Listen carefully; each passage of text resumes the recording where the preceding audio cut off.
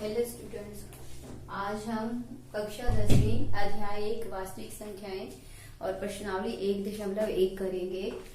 आओ हम शुरू करते हैं। प्रश्नावली 1.1। देखो, इसमें आपने क्या करना है, निम्नलिखित संख्याओं का एचसीएफ ज्ञात करने के लिए यूक्लिड विभाजन एल्गोरिथम का प्रयोग करना है हमने।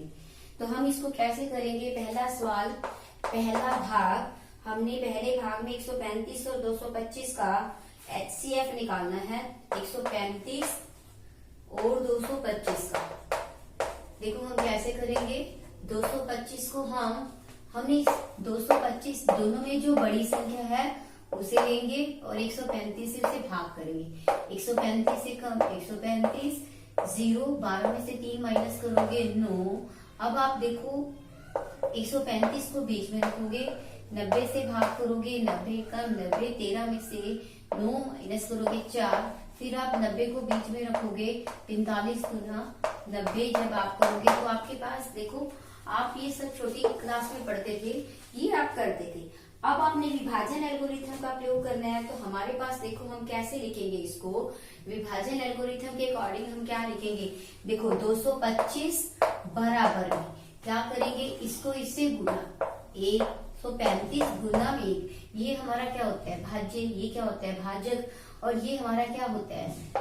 यहाँ पर हमारा भागफल होता है और ये हमारा क्या होता है? शेषफल होता है। हमने विभाजन एल्गोरिथम पढ़ा हुआ है।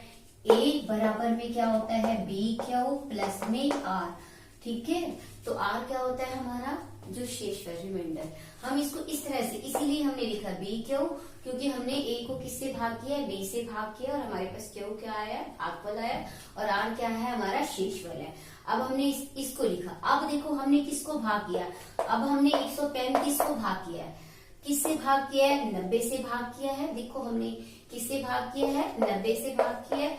और हमारा ये देखो एक भागफल क्या है? 1। यहाँ पर देखो आपका शेषफल कितना था? 90 था। अब यहाँ पर आपका शेषफल कितना है? 45 है। फिर आपने किसको भाग किया है? 90 को भाग किया है, लेकिन किससे भाग किया है? 45 से भाग किया है।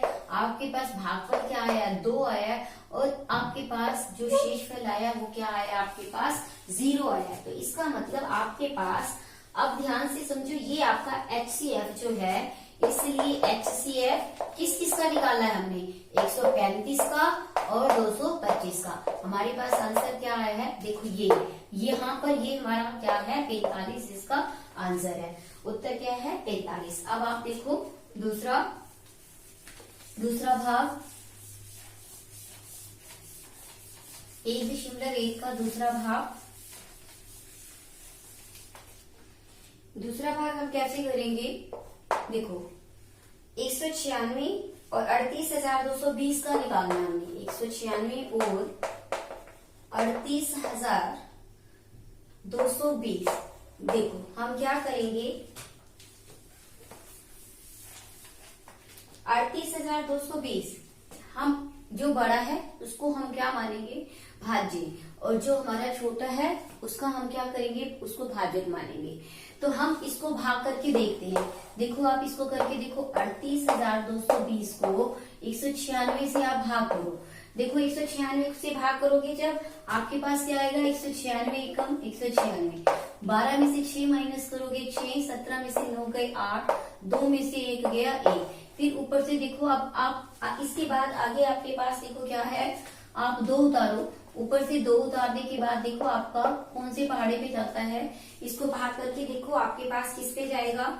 देखो अगर आप इसको 9 पे करते हो, 9 6 54, 9 ने 81, 9 6 54, 9 ने 81 और 4 85, बच गया 8, 9 1 9 और 8 17। आपके पास आता है 1700। देखो 9 6 54 बच गया आपके पास 5, 9 ने 81 और 5 आपके पास क्या आएगा? 86।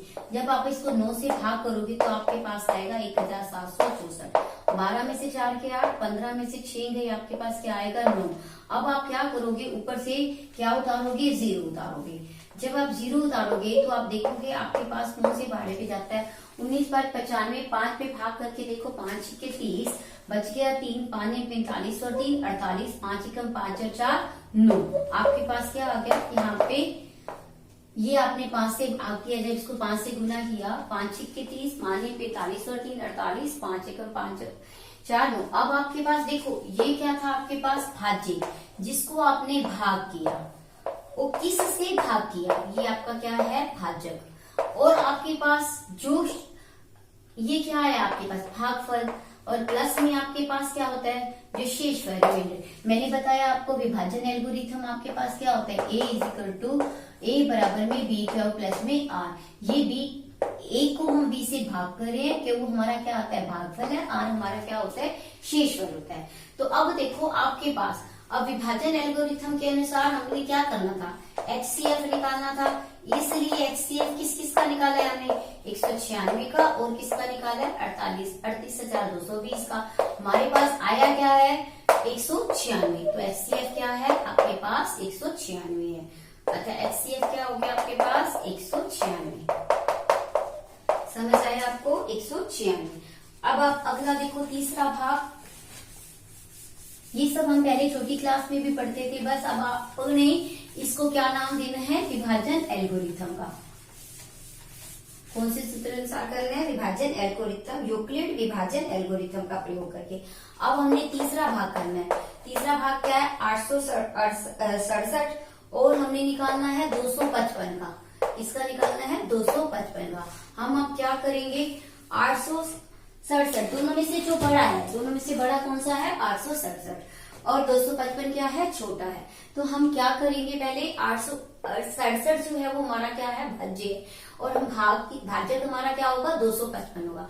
हम 867 को 255 से भाग करेंगे, किससे भाग करेंगे 255 से। देखो आप करके देखो, इसको 255 को 3 से करोगे पहले, 3 पंजे 15, 3 पंजे 15 और 1 16, 3 दूनी 6 और 1 7, 7 में से 5 माइनस करोगे 2, 6 में से 6 माइनस करोगे 0, 8 में से 7 माइनस करोगे 1, ऊपर से 255। अब आप क्या करोगे इसको बीच में लोगे, 102 से भाग करोगे। अब आप इसको भाग करके देखो 2 से, 2 दूनी 4, 0, 2 एकम 2, 5 में से 4 माइनस करोगे 1, 5 यहाँ से। अब आप इसको 102 को बीच में रखोगे और 2 से करोगे, 2 एकम 2, 2 पंजे 10, 2 से गुना करने के बाद आपके पास ये। अब आप इसको विभाजन एल्गोरिथम के अकॉर्डिंग लिखोगे, यूक्लिड विभाजन एल्गोरिथम के अकॉर्डिंग क्या लिखोगे, ए प्लस बी क्यू प्लस में आर। ए क्या है जिसको हम भाग कर रहे हैं, किससे भाग कर रहे हैं वो क्या है बी है, क्यू क्या है जो हमारा भागफल है, आर क्या है हमारा शेषफल है। अब इसके अकॉर्डिंग हम लिखेंगे, देखो हमने पहले 867 है, 867 है, हम भाग किससे कर रहे थे 255 से। हमारा भागफल क्या आया था 3 आया था, और शेष हमारा क्या आया था 102 आया था। फिर से देखो अब हम किसको भाग कर रहे हैं 255 को, और किस से भाग कर रहे हैं 102 से, और हमारे पास शेष भागफल क्या आ रहा है 2, और इसका शेषफल क्या आया 51। इसी तरह से अब हम किसको भाग कर रहे हैं 102 को, और किस से भाग कर रहे हैं 51 से। हमारे पास भागफल क्या आ रहा है 2 आ रहा है, शेषफल हमारे पास क्या है 0।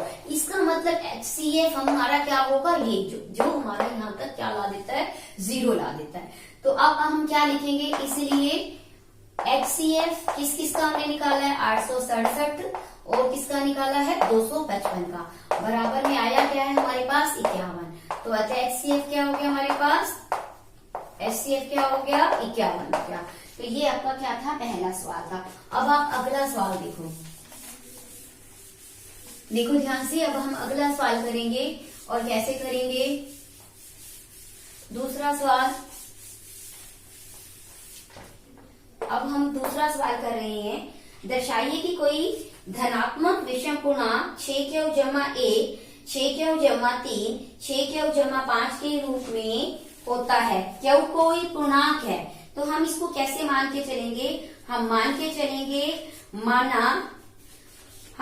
चलेंगे मान लीजिए या माना a कोई धनात्मक पूर्णांक है, और b हम क्या मानेंगे 6, क्योंकि 6q हमने 6q जमा 1 के रूप में लिखना है, तो हम मान के चलेंगे माना a कोई धनात्मक पूर्णांक है,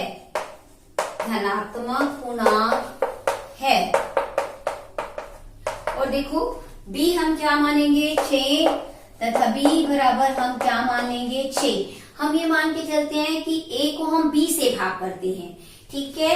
तब ये यूक्लिड विभाजन एल्गोरिथम के अनुसार देखो क्या होगा, तब यूक्लिड विभाजन एल्गोरिथम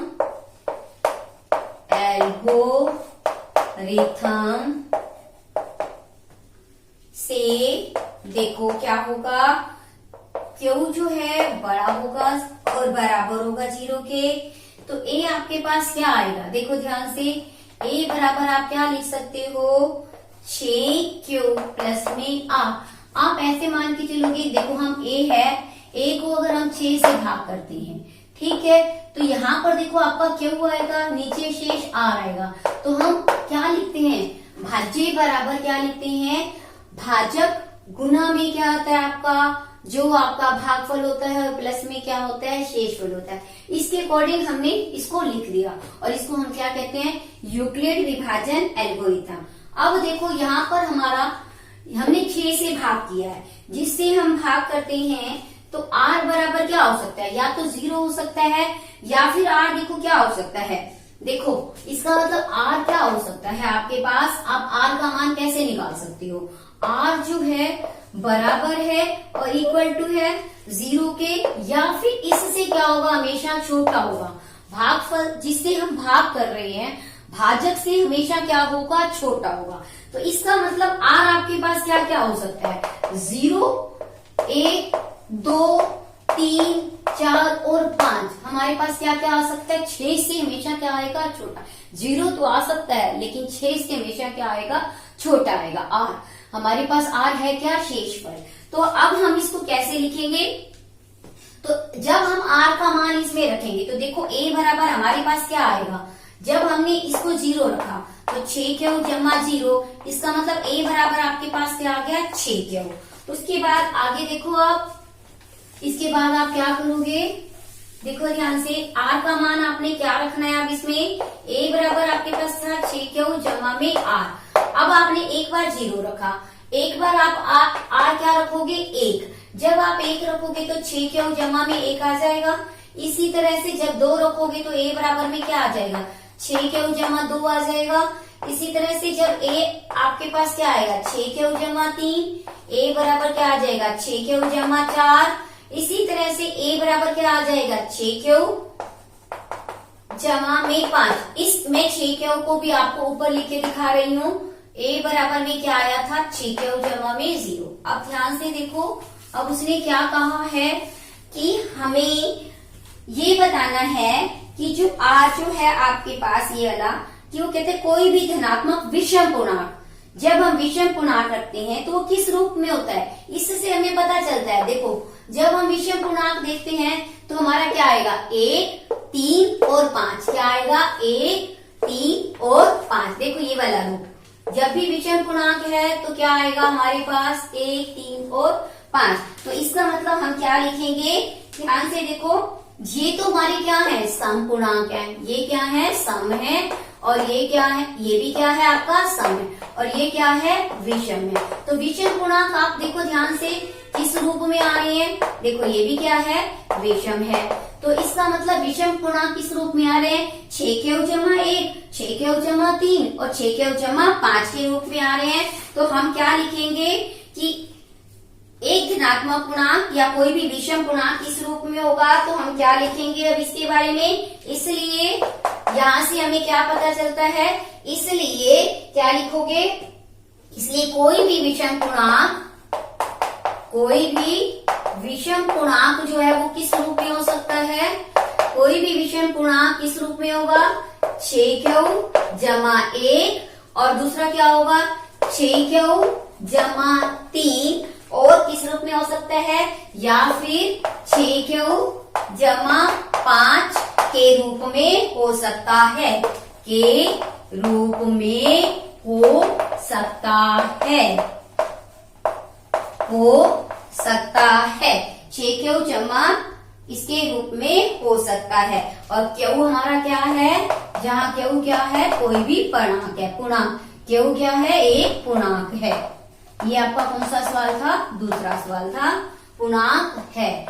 ध्यान रखना है, जब सम का पूछा जाए तो सम वाला लिखोगे, जब विषम वाला पूछा जाएगा तो आप विषम का लिखोगे। गया है कि कोई भी पीरियड है जिसमें 616 दस्तों की एक सेना की टुकड़ी को 32 दस्तों वाली एक आर्मी बैंड के रूप में के पीछे मार्च करना है। दोनों समूहों को समान संख्या स्तंभों में मार्च करना है। इस स्तंभों की हमने अधिकतम संख्या निकालनी है जिसमें वो मार्च कर सकते हैं। तो इसका मतलब हमने क्या करना है, जब भी हमने अधिकतम संख्या निकालनी है तो हम क्या निकालेंगे, हम HCF निकालेंगे अधिकतम संख्या ज्ञात करने के लिए।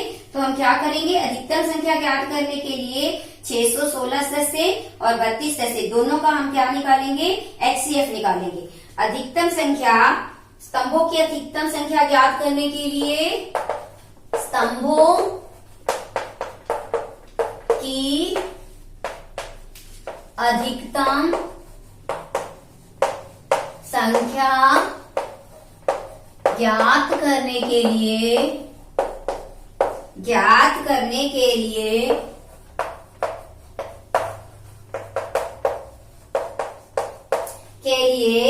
616 और 32 का HCF ज्ञात करेंगे।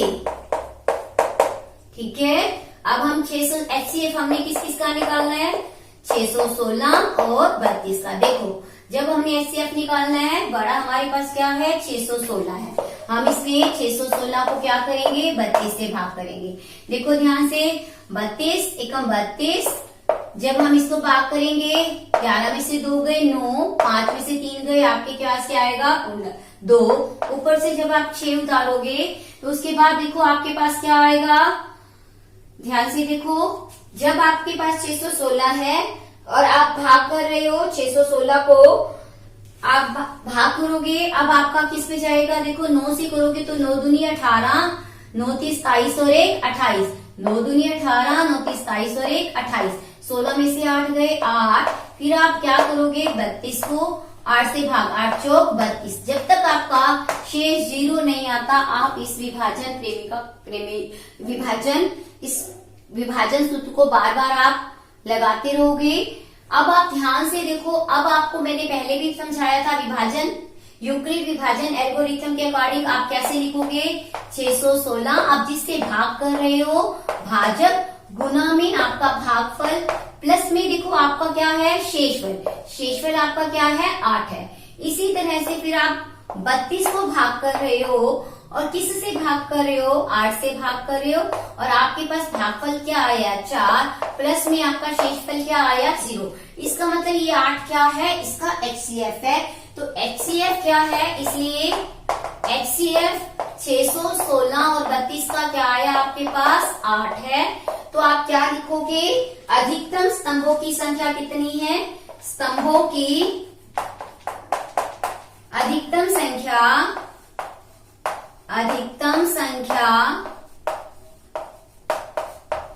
8 है। इसका मतलब ज्यादा से ज्यादा कितने स्तंभ बनेंगे, 8 स्तंभ बनेंगे। अब आप देखो चौथा सवाल इस प्रश्नावली का,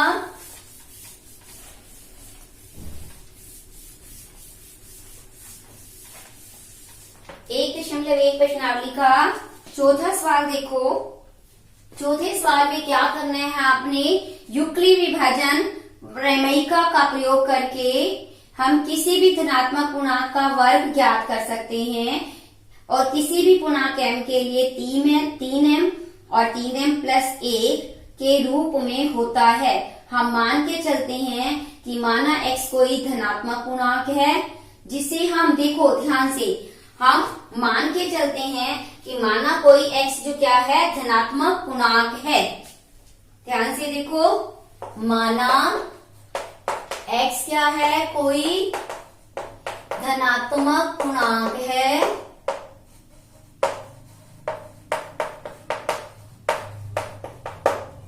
धनात्मक पूर्णांक है। उसके बाद देखो हम इसको 3q जमा 1 के रूप में लिख सकते हैं। कैसे, देखो ध्यान से, धनात्मक पूर्णांक है तब हम इसे 3q जमा 1, 3q जमा 2 के रूप में लिख सकते हैं।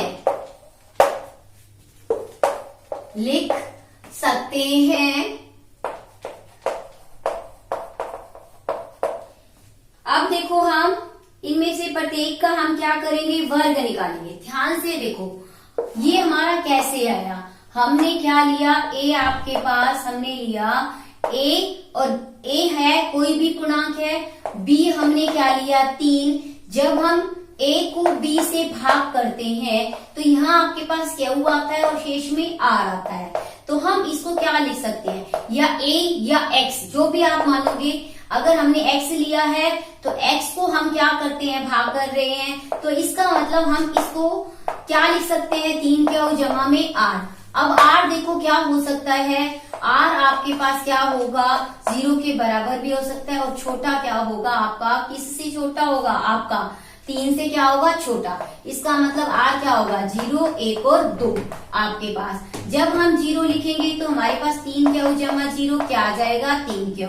फिर अगर हम 1 लिखेंगे तो 3 क्यू जमा 1। इसी तरह से अगर हम 3 क्यू में 3 क्यू जमा 2 लिखेंगे तो 3 क्यू जमा 2 हमारे पास। जब हम R2 लिखेंगे तभी हमने लिखा, हम इसको किस रूप में लिख सकते हैं, 3 क्यू में 3 क्यू जमा 1 और 3 क्यू जमा 2 के रूप में लिख सकते हैं। अब हमने क्या बताना है कि उसका वर्ग करने पर देखो ध्यान से, उसने कहा है किसी भी धनात्मक पूर्णांक का वर्ग किसी भी पूर्णांक m के लिए इस तरह से लिखा जा सकता है। हम इसको क्या करेंगे, पहले का वर्ग निकालेंगे। देखो 3 क्यू का वर्ग जब निकालेंगे तो 3 तिये 9, क्यू को क्यू से जब गुना करेंगे हमारे पास क्या आएगा, 9 क्यू स्क्वायर।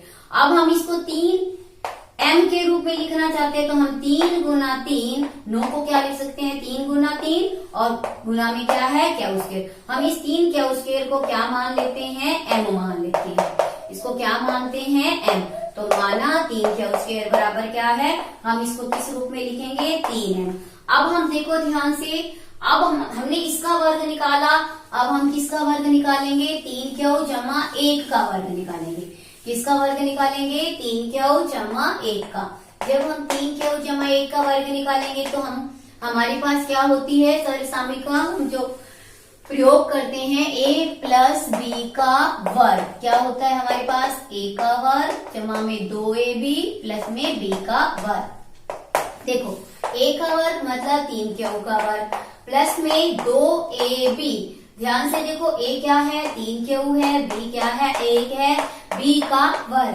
3 को 3 से गुना करोगे 9 क्यू स्क्वायर, 3 को 2 से करोगे 6 क्यू, और 1 से करोगे 6 क्यू, 1 कम 6 क्यू, 6 एकम 6, 1 को 1 से। अब हमने इसको किस रूप में लिखना है, देखो 3m जमा में 1 तो हमारे पास पहले है। देखो ध्यान से, हम यहाँ से 3 क्या ले लेंगे, कॉमन, 3 तिये 9, और क्या ले लेंगे, देखो ध्यान से, यहाँ से देखो 3 भी, और हम क्या ले लेंगे, क्यू भी बाहर। तो अंदर क्या आ जाएगा, 3 तिये और 1 क्यू, 3 दूनी 6 और 1 क्यू, आपके पास क्या बच जाएगा, 2। अब देखो हम कैसे लिखेंगे इसको, हमने क्या लिखना है, यहाँ से देखो हमने इसको रूप लिखना है 3m, तो हम इसको क्या मान लेंगे, m प्लस में a।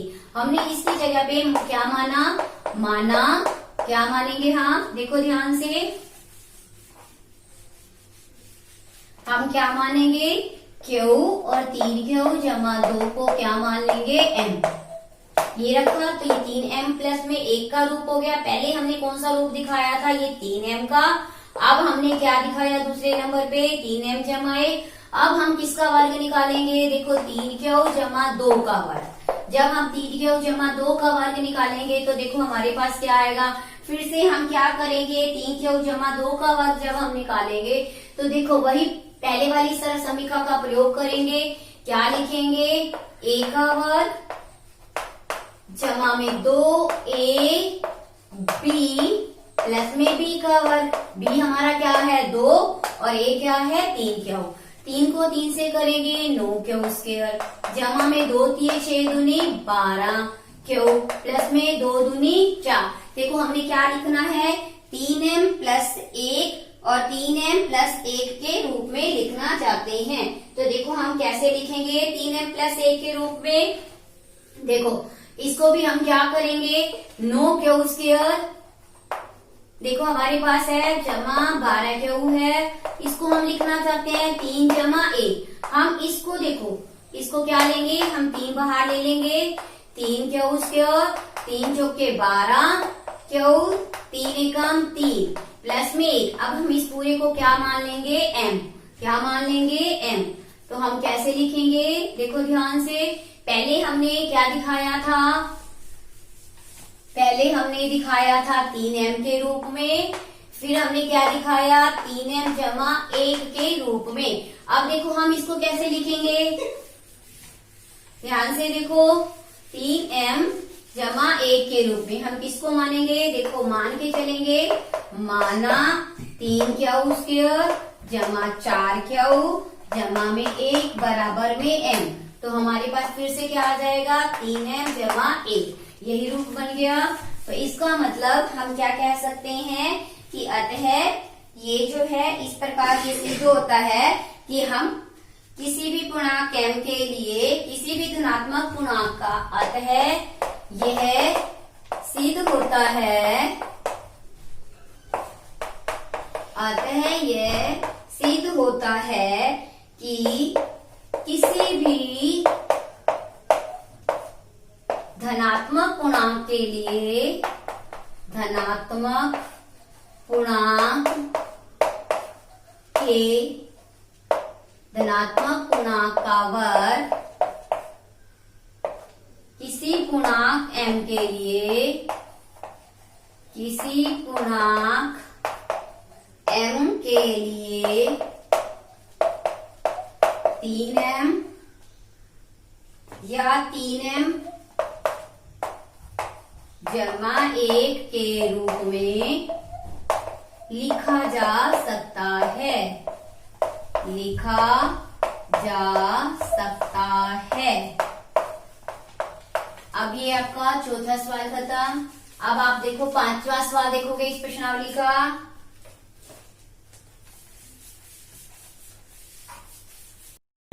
प्रश्नावली 1.1 का 5वां सवाल देखो। 5वें सवाल में आपने क्या करना है, मान के चलते हैं। माना x एक धनात्मक पूर्णांक है,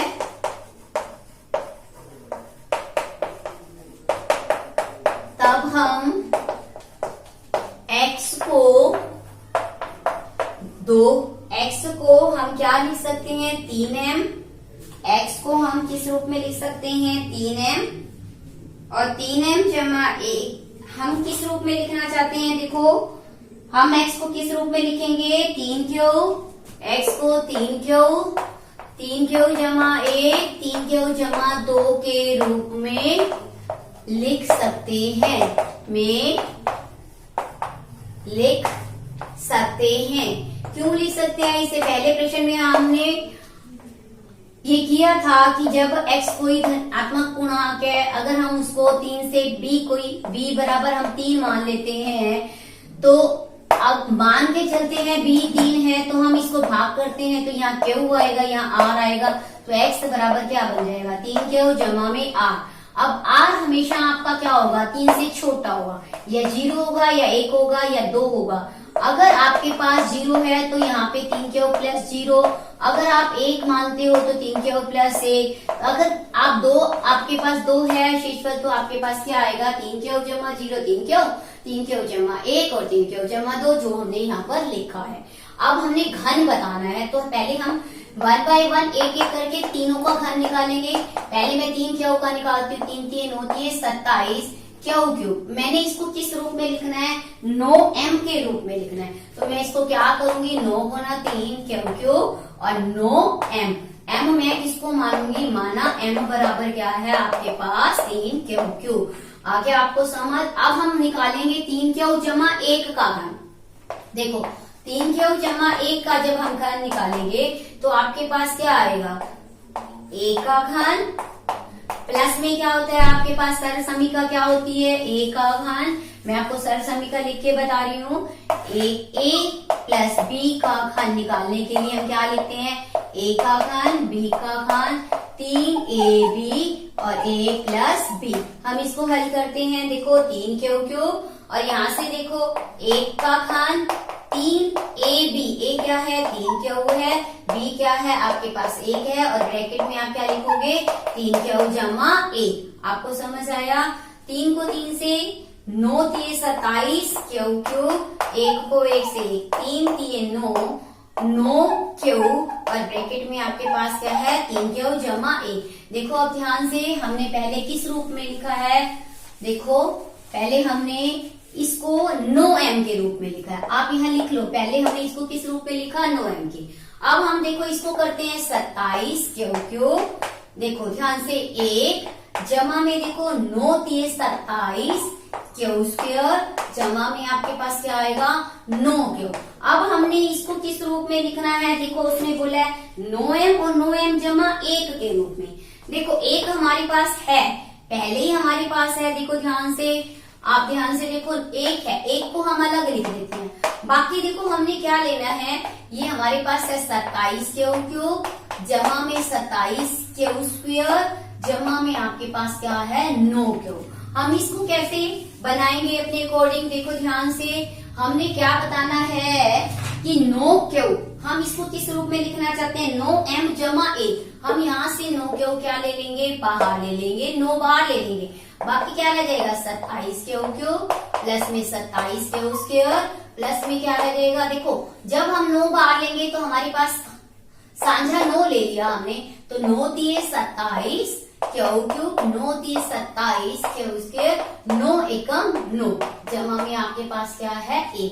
अब इस पूरे को हम क्या मान लेंगे m, क्योंकि हमने कौन सा रूप लिखना है 9m जमा 1, तो हम मान के क्या चलेंगे, किसको मानेंगे हम, माना क्या माना है हमने 3 क्यू क्यूब प्लस में 3 क्यू स्क्वायर प्लस में 1 बराबर क्या लिया हमने m। इसी तरह से हम 3 क्यू जमा 2 का घन निकालेंगे। अब दूसरा रूप भी हमने दिखा दिया, कौन सा आ गया 9, हमने दूसरा रूप भी दिखा दिया 9m जमा 1, कौन सा रूप दिखा दिया 9m जमा 1। तीसरा रूप हमने कौन सा दिखाना है कि हम लिख सकते हैं 9m जमा में 8। देखो कैसे, अब तीसरी हमारे पास क्या था 3 क्यू जमा 2 था, मैंने कहा था 1 बाय 1 हमने निकालना है तीनों का घन। अब हम निकालेंगे 3 क्यू जमा 2 का घन। देखो ध्यान से, हम इसके लिए भी वही सर समीकरण का प्रयोग करेंगे, a क्यूब a का घन प्लस क्या आएगा b का घन, b क्या है आपके पास 2, पहले a का घन फिर क्या लिखोगे b का घन, b क्या है 2 है, फिर आप क्या लिखोगे 3ab, b आपके पास क्या है 2, फिर a प्लस b, देखो ध्यान से क्या लिखोगे a प्लस b, आपने लिखा। अब इसको हल करो, 3 क्यू को 3 बार गुना करोगे, 3 3 होती है 27 क्यू क्यू, 2 को 3 बार 8, 3 3 9 दूनी 18 क्यू, 3 क्यू जमा में 2। देखो ध्यान से, अब हम लिखेंगे 27 क्यू क्यू, हमारे पास 8, 18 को 3 से करोगे 54 क्यू स्क्वायर, 18 को 2 से 36 क्यू। अब आप देखो आपको 8 चाहिए, इसलिए आप इसको 8 को अलग रख लो, 27 क्यू क्यूब 54 क्यू स्क्वायर जमा में 36 क्यू। देखो ध्यान से, आपको 9m लिखना है, जमा में 8, 9 बाहर ले लो, 9 3 27, 9 6 54, 9 चौक 36, देखो ध्यान से प्लस में 8, इस पूरे को आप क्या ले लोगे m, तो आ गया आपके पास 9m जमा 8। तो m आपने किसको माना है, माना m बराबर क्या आया 3 क्यू क्यूब प्लस में 6 क्यू स्क्वायर प्लस में 4 क्यू, ये आपने क्या माना m को माना। अब आपको तीसरा रूप भी पता चल गया, जो आपका सिद्ध हो गया। तीसरा रूप आपके पास क्या आया 9m जमा 8। इसका मतलब अर्थ है, ये सिद्ध होता है कि हम किसी भी पूर्णांक का जब हम घन निकालते हैं तो हम उसको किस किस रूप में लिख सकते हैं, 9m जमा 1 और 9m जमा 8 के रूप में लिख सकते हैं। अतः यह सिद्ध होता है, यह सिद्ध होता है कि किसी भी धनात्मक पूर्णांक को, किसी भी धनात्मक पूर्णांक को या पूर्णांक का घन इस रूप में लिखा जा सकता है 9m जमा 1, 9m जमा 1 या फिर 9m जमा 8 के रूप में लिखा जा सकता है, लिखा जा सकता है। प्रश्नावली 1.1 आपके 5 सवाल कंप्लीट हैं।